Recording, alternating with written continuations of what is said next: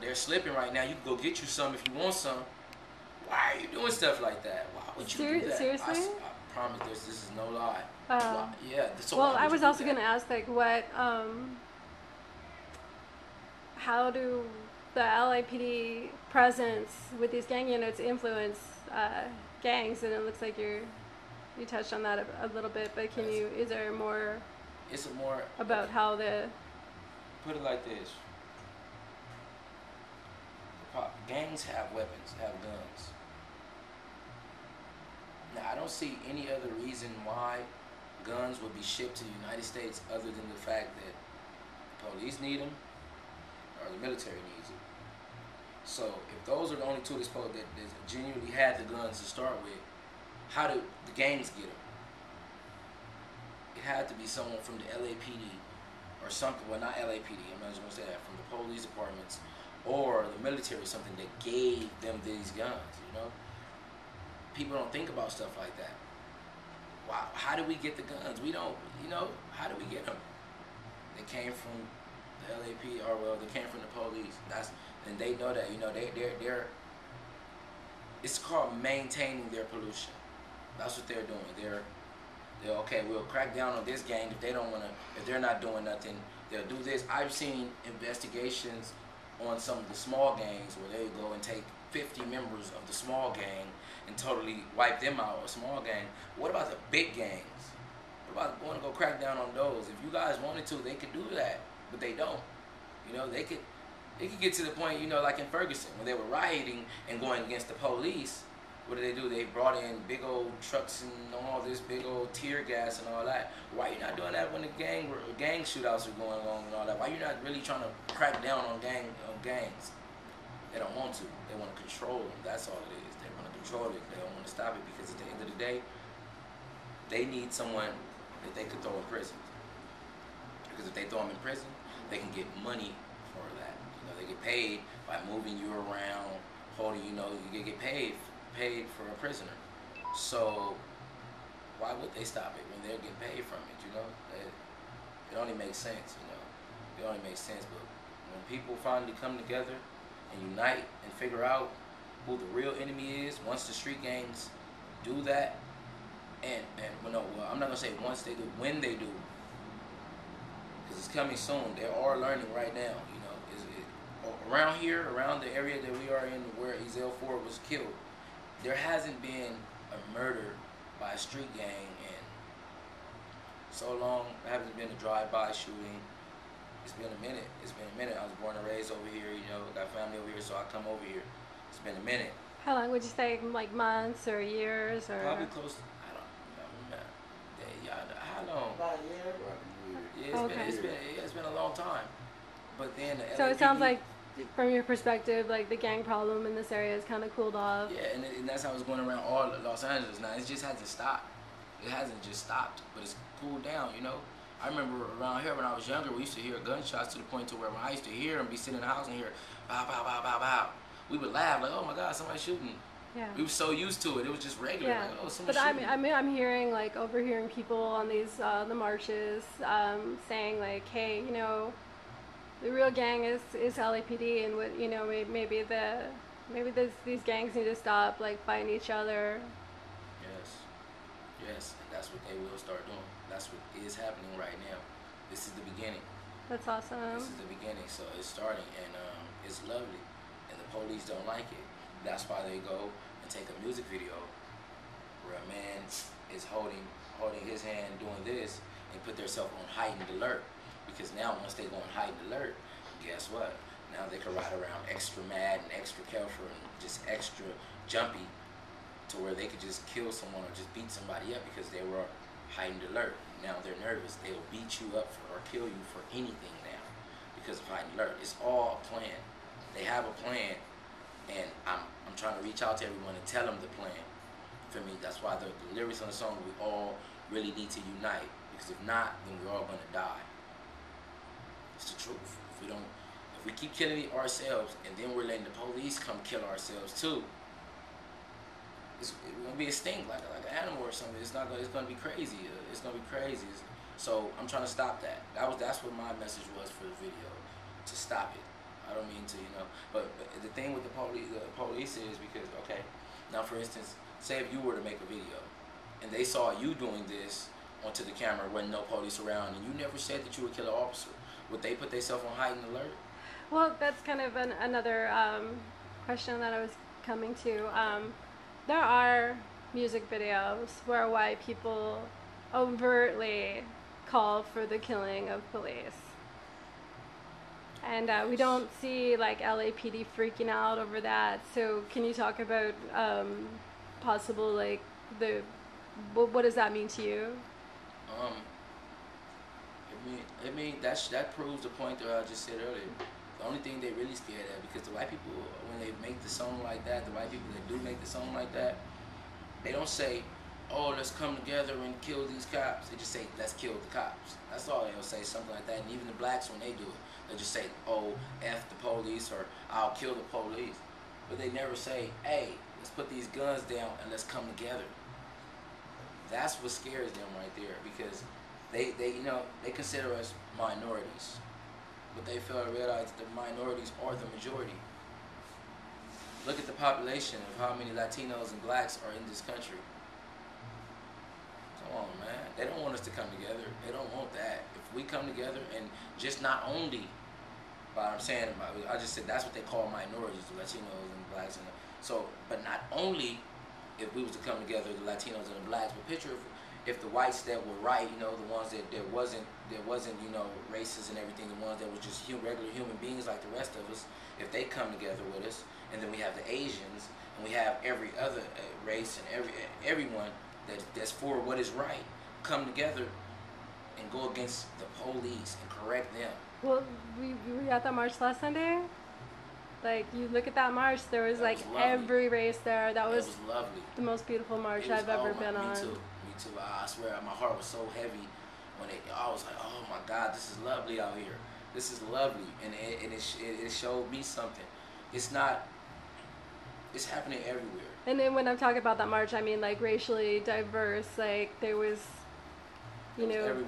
A Whites, lot blacks, of like Latino, every race. Asian, Filipino, Indian. It was everyone out there. It was beautiful. Everyone was out there, and they were just going for what is right, and that's what everyone should do. Just because, okay, this man is an officer, doesn't mean I have to protect him, and that's what they do. Because he's an officer, that's when they feel like, okay, this man is an officer, so if he kills someone, he doesn't go to jail. He's innocent till proven guilty. But if I kill someone, I'm guilty to proven innocent, because they're going to throw me in jail, raise my bail, if they even give me a bail, and have me wait a couple years in the jails where they can control me and harass me and do all that. And then once I get found innocent, they'll never mind the years that went by. They'll just, hey, okay, well, now you're free. Our bad, sorry. Whenever a cop kills someone, it's always the same narrative. They're always like, oh, he's a gang member. Oh, he reached for my gun. Like, it's always the same story. They're not that creative. Yes. They don't have that many. They use the same excuses, and now we're starting to see it. Because this is the thing, and I'm going to tell you something that's crazy that they did on the news. This is the police officer said. When Ezell Ford was first murdered, they got on the news and they said, okay, they told about the incident, blah, blah, blah, and they just said out of nowhere, and it comes out of nowhere, but people didn't catch it. It came out of nowhere that they said we're unaware if he's from a gang, we're unsure if he was unknown of they said any gang allegations are unknown. But why would you even mention that? Yeah. If you don't, if a gang never came up, why are you mentioning a gang? Because obviously it didn't come up, because I'm pretty sure you guys searched his background. So it must have not came up. That's like me going to anyone and be like, hey, yeah, woody woo woo, woody woody woo. But I'm unsure if she's a rapist. Like, why would you say that? If it was never put into your head, why would you say it? Because they're trying to, they're slowly starting to come up with their excuse. And then now all of a sudden, they're bringing it up, trying to say, oh, he had this, he had this, he had this. Honestly, Ezell Ford has been mentally ill for probably the last 4, 5, 6 years, something like that, Mm-hmm. I've never, ever, ever, ever, ever in my life seen a mentally ill gang member. Yeah. I've never, it never happened. Can you tell us a little bit more about his personality and... Oh, man, and when he was alive, we used to imitate him. so much because he was funny. You know, he was cool. He was so chill and laid back. It was funny. He's like, hey, you got a cigarette? Just chill. He wasn't like a fast talker. He was like, he moved slow when he walked. He didn't. You would think he had nowhere to be. He was just walking, just chilling, just walking, just, you know, slowly walking. When he talked to you, he talked slow so you can understand it. You know, and he liked to play basketball though. That was his thing. Oh my God, he still to this day he would come up to you just random at any time. Like, man, I'm thinking about going to go sign and be for. I want to go play for the NBA. Like, man, we've been knowing that you wanted to play for the NBA. Middle school, man, you was killing stuff on the team, on the school right around the corner, Bethune Middle School. Man, he was in middle school dunking, like jumping and dunking on the court. So it was like, you know, he was good. He loved basketball. It was in him. You know, he's the oldest of all his siblings, so he helped raise all his siblings, sisters, brothers. You know, and so that, you know, he had a sense of maturity. He was smart. He was mentally ill, but he was able to live. He wasn't crazy. It was uncontrollable. You know, he just couldn't hang on to concepts for too long. You know, so his mind would just be strained, going to something else. But he remembered everything. He knew not to try to go at an officer. He's been stopped by officers. Like I said, he's been mentally ill for the last 4, 5, 6 years. And all he does, and anyone around here can tell you, all he does is walk up and down the streets. Not causing no problems, not stealing from stores. He would go ask his mom and dad for some money, and give me some money, and we'll walk all the way to the store, talk to them, get him the money, get his change back. The store knows him. Everyone knows him. There was no threat. There was no threat at all. So I don't see, you know, what was the problem. You know, he been hemmed up many of times over the last 4, 5, 6 years. I'm sure of it. The officers know him.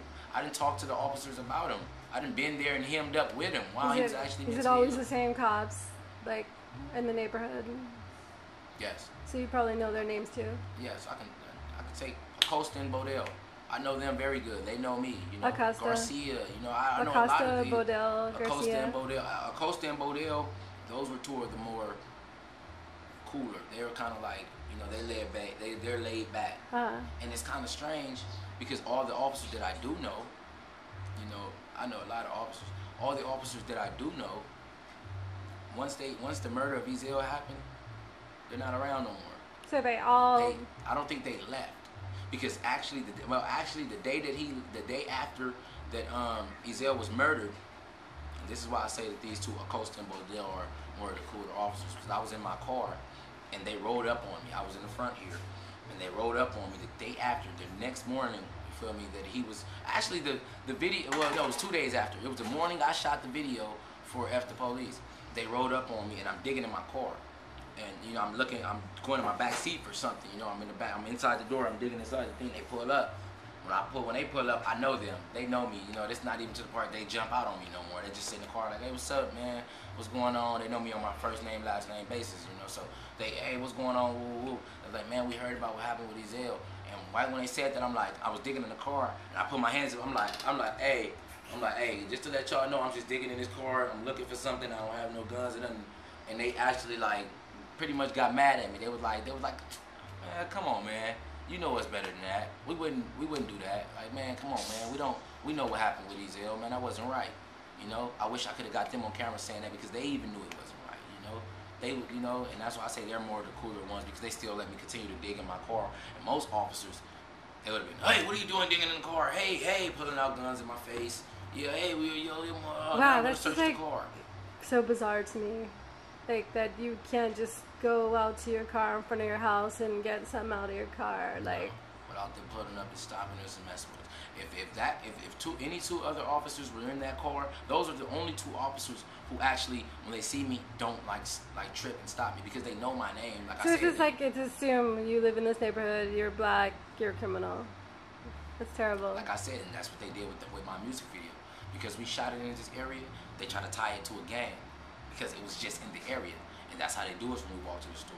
I got little brothers. My little brothers don't gangbang. If they walk to the store, they're labeled I just find that so ridiculous. I don't know, like, I'm a mom, like, I got a son, like, probably older than you. I'm looking at that video, and I'm like, oh, they're just babies. Like they have sweet little faces. Like, I don't see anything, like, scary or threatening about that video. Exactly. That's what it's just. They could see that we were mad and we knew that they did wrong, and that we were calling. Yeah, they knew we were calling for unity, and they don't want that. They're trying to turn the focus off the fact that they did wrong. This is the crazy part about it all. That's just bizarre to me. How do you pay so much attention to what's going on? Now you will talk to us about this music video. But when we were talking about, when we were asking for answers, telling you guys to come to talk to Ezell's mom and tell her what happened, because they never, still to this day, they still haven't, not a detective or anybody went over to ask her anything. Mm-hmm.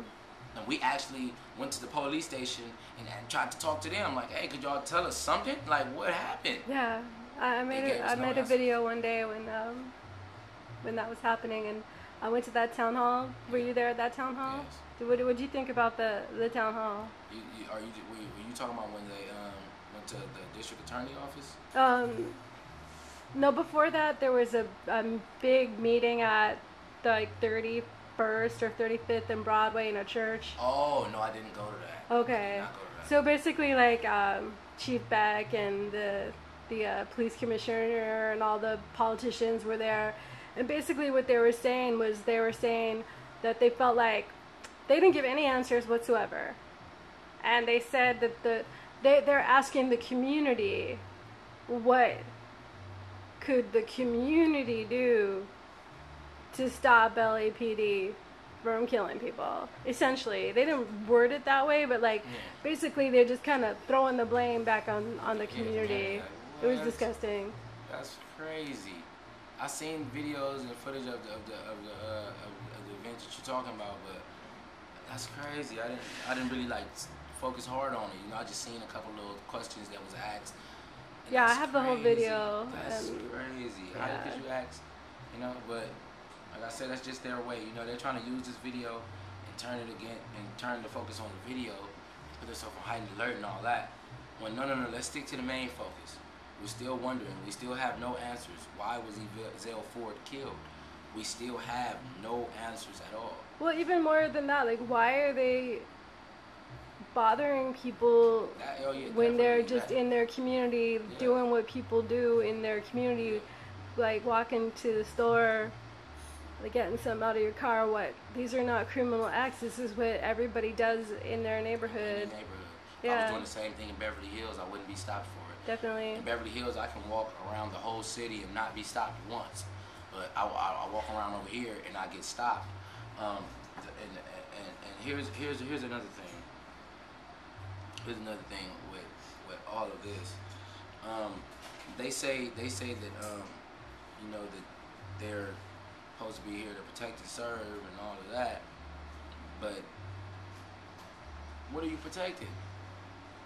You're only protecting yourself. You're to protect and serve yourselves. You're to protect and serve the LAPD. You're not to protect and serve the people. That's why it doesn't say it in the quotes, to protect and serve the people. Put that in quotes. Don't just put it on the side of your car, to protect and serve, right next to the symbol of Los Angeles Police Department. And why can't you guys be called the people protectors or something? Why do you have to be called the police department and all that? Make it for the people. You guys are supposed to be for the people. So why don't you represent the people with your name, with your little quotes and everything that you say? Oh, whatever. That's crazy. That's crazy. But yeah, we went down. We looking for answers. It's crazy how they would speak up on the video. They won't give us any answers. They would speak, and then Tyler Eisen. I don't think you saw. Did you see what I posted on Facebook where he tried to tell me that it was a misunderstanding? How he got on the news and bashed me and everything. No, who is he? Tyler? He's the Los Angeles Police Protective League. He's the president, and he's the one that was on Channel 5 and all the other things saying that, well, what is one to assume if he's aiming a gun and doing it like that? What are we to assume from that? He's the one that pretty much put it out there about the video. He's the one. Now, he found me on Twitter. He found me on Twitter. Wow. And I'm going to go to the message right now. And he told me that pretty much it was a misunderstanding. I'm gonna read exactly what he It said. was a misunderstanding? He contacted the media. Exactly, that's what I'm saying. Right here. It says, okay, Jasmine, at Jasmine, that's the woman from, it's Jasmine Connect. She's from KJLH radio station, and she had an interview with me. I interviewed her, and she posted the interview on Twitter, and he like replied to that, and it says, Jasmine Connect, and at Ceebo the rapper, that's me, it say, I guess misunderstood. I hope other people don't misunderstand it and attack PD. Let's meet and work together. And my response was understandable. But a misunderstanding shouldn't be publicized. My character was assassinated globally, shaking my head, Ezell Ford. Now, and that's so true, because not once, you know, that you guys do investigations. If I killed someone, you guys would come to me first, and I would be detained before you go to the media. But because you guys knew that you didn't have a credible threat, you guys went to the media and tried to make it seem like a credible threat. You know, but it wasn't a credible threat. That's a really good they mean, if there really was a threat, you should, like, they should have put you in jail or something. Why didn't he come talk to me first? They should. You went straight to the news. If you're really threatening the police, they're gonna arrest you. If they're really not scared of you. There's not gonna be a heightened alert. They're gonna go get that person, and then they might put the city on heightened alert. But there was no arrest. Or they just wanted an excuse. That's exactly what they want. And they just want to put the blame back on the community, just like they did at the town hall. Yes, and another thing, you come on Twitter and you want to meet with me now, but see what I want, and I'm going to say this on the news. I'm going to make sure I go to the news with this. You're the first person I'm actually telling this. What I want from Tyler Eisen, or however you pronounce his name, you're Tyler Eisen. I want you, the same way you went on the media to the news and assassinated my character, go back on there and fix it. Go on the news and say, Ceebo the rapper, I'm sorry, I apologize. It was not a threat. I shouldn't have told the whole world and put you under a gang, just like you did, because I never confessed inside the song or anything that I'm from East Coast Crips, but you told the world I was. So go back on there and then, you know, apologize. And then we could work and meet. And when we do meet, I'm not coming to the police headquarters. I'm not coming to the police station. You're going to meet me right outside Ezell's Candlelight. That's where I want to meet at. I don't want to meet where I feel like I'm coming into your house. Come to my community, where my people that love me, and talk to me. Then we can talk and we can work possibly after that. You know? And that's pretty much what I want from him. Okay. Other than that, I don't want anything from him. Other than that, I don't want to talk. Well, I think you've answered most of my questions. Is there anything further that you want to add? I want to just tell the people, man, don't be scared to stand up. You know, I threw my life on the line. You know, I knew that they would come at me. I knew that they would do this before I made the song. I knew that. I knew exactly what I was doing when I made the song. I knew that they would do this. I actually thought it would be worse, but I use myself as an example that we have rights. We can say what we want. We can do what we want as long as we're not causing any harm physically. You know, we have the freedom of speech, man. We have the freedom of press and everything, where you can say what you want, you can record what you want, and we need to embrace that. We need to embrace that we have rights, and we need to use them, because well, also as an artist, you have like the freedom of expression. And expression, and my expression is my creation, and that's what they fail to realize. They're talking about, oh, this, that, about the video where I was mad. Of course I was mad, so it seems that way, but not once did I threaten you. You know, and the crazy part is, they took the video and pretty much said, okay, I don't know if they were specifically saying that blacks would attack them or whatever, or the people, that pretty much just what they said by the video. The people are stupid. They're going to actually take this video that never says go murder police or do anything like that, and you're just gonna pick up a gun and just start murdering people because of this song. Let's be realistic here. That's not gonna happen. That's not. There's been many songs talking about killing police and everything, and no one did anything to those songs. So what makes you think a song where they didn't say kill the police is gonna make someone kill the police? Like I said, it's just a distraction. It's just they're part of their plan to turn away from what's going on. They put a hold on Ezell's autopsy. For what reason?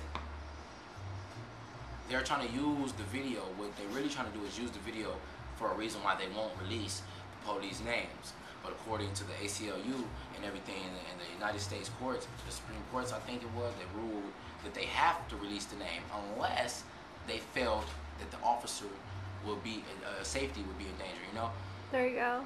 And that's the video. That's when the video come in. Okay, let's use this video and embrace this and make it seem like now he's in danger. So we're not going to give up his name. But sadly enough, to let them know time ran out and you guys didn't follow due process. So you guys will be called. You know, you will be called out on that. You will be. We know our rights and we're still steady learning. So you will be called out on that also. All right. Leave it at that. Thanks. Thank you.